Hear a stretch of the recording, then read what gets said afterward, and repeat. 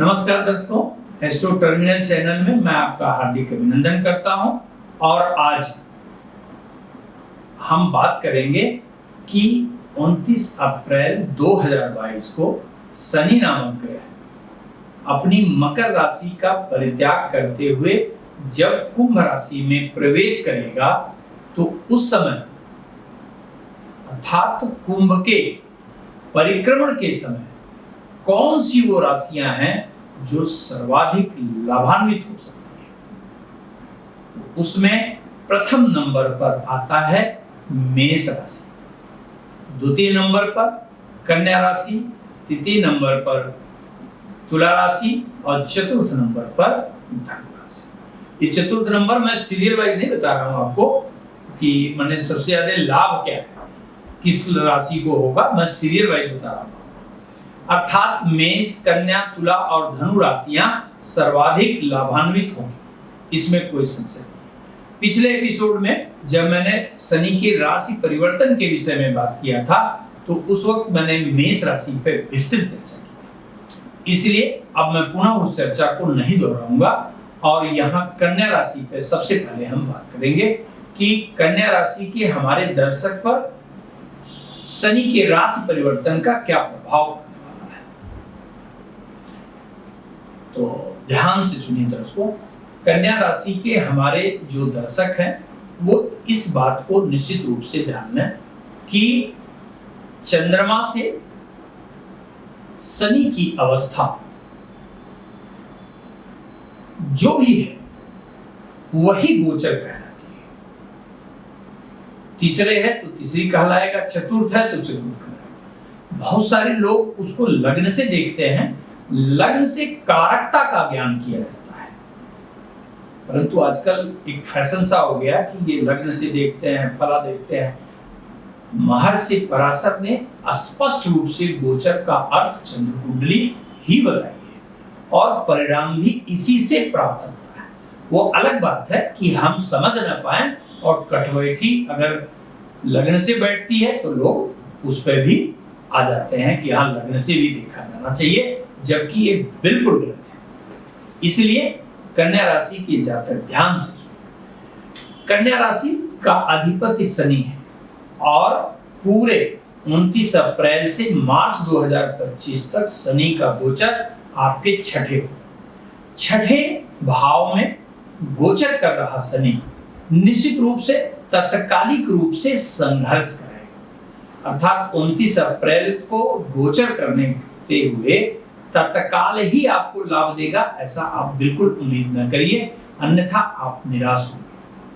कम से कम 63 दिन बाद शनि के अर्थात मई और जून और बीतने के बाद जुलाई माह से आपके ऊपर उसका सकारात्मक परिणाम स्पष्ट होने लगेगा। तो यहाँ गोचर अर्थात आपकी राशि से छठे भाव में गोचर कर रहा शनि सबसे पहले आपके रुके हुए कार्यों को पूरा करेगा। यदि अध्ययन अध्यापन के क्षेत्र में आपका मन नहीं लग रहा, आप विद्यार्थी हैं, बिल्कुल इच्छा से कंसंट्रेट चाहते हैं पढ़ना लेकिन कंसंट्रेट नहीं कर पा रहे, तो निश्चित रूप से आपकी कंसंट्रेशन बढ़ाएगा, रुके हुए कार्यों को भी गति प्रदान करेगा। और यदि आप लंबे समय से किसी विवाद में उलझे हुए हैं अथवा शत्रु के भय से किसी कार्य को रोके हैं, आप उचित समय की तलाश कर रहे थे, तो यह उत्तम समय है, निश्चित रूप से वह कार्य पूरा होगा। पीछे किसी परिस्थितिवश, किसी भी कारणवश यदि गहरे लायबिलिटी में आप फंस गए, कर्ज हो गया आपका, कई बार आपको कर्जे के कारण अपमानजनक स्थितियों से गुजरना पड़ा, तो अब आप निश्चिंत रहिए, पूरी ऊर्जा के साथ काम करिए। यहाँ पर गोचर कर रहा शनि आपके ऋण को समाप्त करेगा। यहाँ एक बात और हम आपसे कहना चाहते हैं, वो ये कि वे हमारे दर्शक जो बीमार रहते हैं या विशेष रूप से जिन्हें स्नायु से संबंधित दुर्बलता है अथवा अनिद्रा की शिकायत है, वो थोड़ा सा आप नियमित हो जाइए यहाँ कुंभ का शनिचर आपको आरोग्यवान बनाने में भी अत्यंत सहायक सिद्ध होगा। यदि आपको ये बीमारी लंबे समय से चल रही है तो आप निश्चित रूप से शनि स्तोत्र का पाठ करना शुरू करें। फेवरेबल गोचर और ऊपर से जैसे ही आप शनि स्तोत्र का पाठ करेंगे तो शनि के आवश्यक तत्व जो शरीर में हैं, जिसकी एक्सेसिव क्वांटिटी है या डिफिशिएंट क्वांटिटी में है, वह आपके इक्विलिब्रियम स्टेटस को प्राप्त कर लेंगे और आप निश्चित रूप से निरोग होंगे। और यहाँ एक महत्वपूर्ण बात है, वे हमारे जातक जो नौकरी में परिवर्तन के लिए लंबे समय से प्रयास कर रहे हैं लेकिन परिवर्तन नहीं, प्रमोशन लंबे समय से पेंडिंग है लेकिन नहीं हो पा रहा, तो आपके लिए भी यह सुखद स्थिति पैदा करेगा और निश्चित रूप से प्रमोशन भी होगा and you will be able to get desired job. निश्चित रूप से आपके इच्छित नौकरी की प्राप्ति होनी है। अर्थात कन्या राशि के जातकों के लिए गोचर अत्यंत कल्याणकारी और लाभकारी सिद्ध होने वाला है। इसके बाद हम आते हैं तुला राशि। तुला राशि से शनि का गोचर पंचम हो और पंचम भाव में गोचर को अच्छा नहीं माना जाता। यद्यपि पीछे के एपिसोडों में हमने आपको स्पष्ट बताया है कि शनि की गोचरी अवस्था इस बात पर निर्भर करती है कि आपके जन्म के समय अर्थात जन्म कुंडली में शनि किस स्थिति में है, कितना बलवान है, कितना दुर्बल है, उस पर कितने नकारात्मक अर्थात पाप ग्रहों की दृष्टि है, कितने शुभ ग्रहों की दृष्टि है। परंतु यहाँ पर सामान्यतः आप यह समझ लीजिए कि पंचम भाव के गोचर को अच्छा नहीं माना जाता, अमूमन अच्छा नहीं होता। लेकिन फिर मैं क्यों कह रहा हूं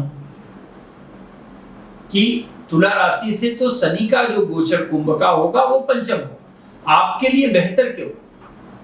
वो इसलिए बेहतर होगा कि कुंभ राशि आपके पंचम की राशि अवश्य है, परंतु यह शनि के मूल त्रिकोण की राशि है और यह एक इतनी सुंदरतम राशि है कि शनि यहाँ अपनी क्षमता के अनुसार सर्वस्व प्रदान करने की स्थिति में होता है।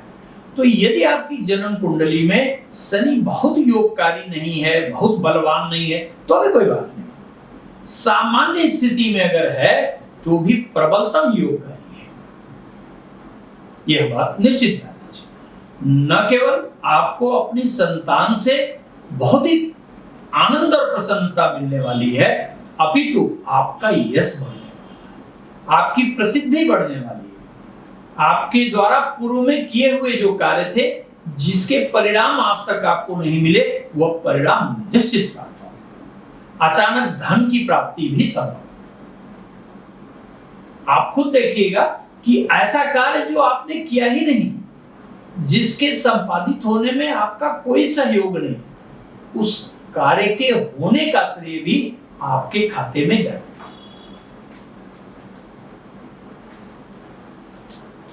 और जो नवविवाहित हैं, जो संतान की प्लानिंग कर रहे हैं, निश्चित रूप से आपको संतान की प्राप्ति हो। लौह कार्य अगर आप करते हैं, लोहे से संबंधित कोई काम करते हैं, केमिकल से संबंधित कोई काम करते हैं, दवाइयों का काम करते हैं, एक्सपोर्ट इंपोर्ट का काम करते हैं, तो आपके कारोबार में अपेक्षित लाभ सुनिश्चित कहा जाए। यहां पर बैठा हुआ शनि आपको प्रत्येक दिशा में लाभ देगा। बस मात्र और मात्र यह इंश्योर करना है आपको कि जन्म के समय शनि अत्यंत दुर्बल अवस्था में, बहुत बलवान ना हो, कोई बात नहीं, क्योंकि जिस अमाउंट में वो बेनिफिक कंडीशन में at the time of birth है, in the same amount the गोचर रिजल्ट भी वो देगा, इसमें भी कोई संशय नहीं। संतान का पक्ष हो, यश का पक्ष हो, धन का पक्ष हो, परिवार का पक्ष हो, समाज का पक्ष हो, अथवा विदेश से जुड़े हुए कार्य हो, निश्चित रूप से आपको चमत्कारिक फायदा महसूस हो। यदि जन्म के समय शनि की स्थिति बहुत सुंदर नहीं है, तो आप पंचमस्त गोचर में उसके नकारात्मकता को समाप्त करने के लिए आप बजरंग बाण का 3 पाठ नियमित कर लिया करें बस। इसके बाद हम आते हैं धनु राशि। धनु राशि का मालिक बृहस्पति है और धनु राशि के हमारे दर्शक लंबे समय से शनि की 7.5 के प्रभाव में रहे, तो जाहिर सी बात है कि जन्म के लग्न अथवा अन्य दशा वर्ग में उनके शनि की जो स्थिति थी वो परिणाम उन्हें 7.5 में तदनुरूप निश्चित रूप से मिला होगा। लेकिन यहां हम यह मान के चल रहे हैं कि हमारे धनु राशि के दर्शकों की राशि से शनि तृतीयस्थ हो चुका है। वो यह जो फल हम बताने जा रहे हैं ये उनके लिए है कि वो धनु राशि के जातक जिनकी 29 अप्रैल 2022 को शनि की 7.5 समाप्त होने का संकेत दे रही है, अथवा यदि अप्रैल के बाद आपकी 7.5 समाप्त होने का संकेत दे रही है, जैसा कि धनु राशि में के वीडियो में हमने आपको स्पष्ट रूप से बताया है। तो ये जो मैं परिणाम कहने जा रहा हूं यह तब आपके ऊपर लागू होगा जब आपकी 7.5 समाप्त हो जाएगी। तीसरे भाव में गया हुआ शनि सर्वाधिक योगकारी कहा जाता है। यह यहां बैठकर आपके पराक्रम को बढ़ाता है, आपके अंदर की ऊर्जा को सक्रिय करता है, आपके नस नस में उमंग और उत्साह पैदा करता है, आपके अंदर महत्वाकांक्षा पैदा करता है, आपके अंदर कुछ कर गुजरने की तमन्ना पैदा करता है।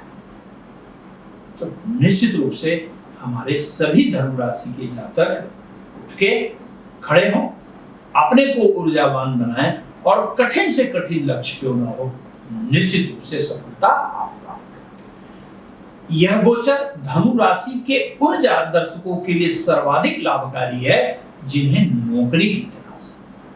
यदि आप किसी प्रतियोगी परीक्षा की तैयारी कर रहे हैं तो मस्त रहिए, निश्चित रूप से मेहनत करिए, आपको सरकारी सेवा प्राप्त होगी। यहाँ यह अवश्य संभव है कि आपको जो नौकरी शनि दे वह आपके जन्म स्थान से दूर है। थोड़ा भाइयों से निश्चित रूप से मानसिक मतभेद की स्थिति उत्पन्न हो सकती है। यह भी संभव है कि आप भौतिक चीजों में इतने उलझ जाएं कि धार्मिक कार्यों के पास आपके पास समय ही नहीं बचे। तो अपने दैनिक दिनचर्या को बहुत ध्यान से संपादित करें। यहां पर तृतीय भाव का गोचर यात्रा से भी खूब लाभ देगा, खूब लाभ देगा। आपके व्यक्तित्व को प्रकाश में ले आएगा, अर्थात सर्वांगीण सफलता प्रदान करने वाला यह कहा जाएगा। इसमें कोई समस्या नहीं। दर्शकों, अब हम प्रत्येक आप कन्या राशि के, तुला राशि और धनु राशि के सभी जातकों को ये अवश्य कहेंगे कि शनि के इस गोचर का निश्चित लाभ उठाइए और अपने लक्ष्य को प्राप्त करिए। निश्चित आपको सफलता प्राप्त होगी। धन्यवाद।